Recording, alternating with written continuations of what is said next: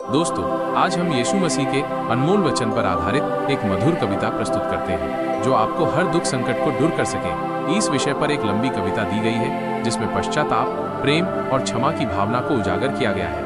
तो चलिए शुरू करते हैं, लेकिन इससे पहले कृपया आप हमारे YouTube चैनल को सब्सक्राइब करें। धन्यवाद। जय यीशु।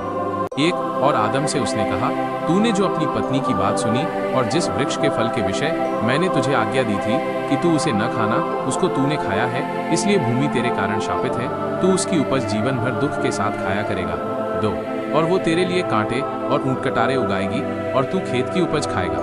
3 और अपने माथे के पसीने की रोटी खाया करेगा और अंत में मिट्टी में मिल जाएगा, क्योंकि तू उसी में से निकाला गया है। तू मिट्टी तो है और मिट्टी ही में फिर मिल जाएगा। 4 और आदम ने अपनी पत्नी का नाम हव्वा रखा, क्योंकि जितने मनुष्य जीवित हैं उन सब की आदिमाता वही हुई।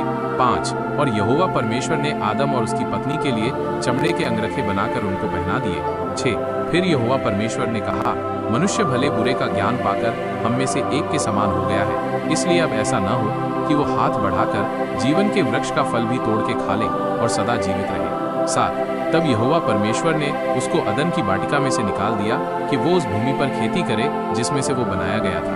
8 इसलिए आदम को उसने निकाल दिया और जीवन के वृक्ष के मार्ग का पहरा देने के लिए अदन की वाटिका के पूर्व की ओर करवों को और चारों ओर घूमने वाली ज्वालामय तलवार को भी नियुक्त कर दिया। अगर आपको ये अनमोल वचन अच्छा लगे तो हमारे YouTube चैनल को सब्सक्राइब करें।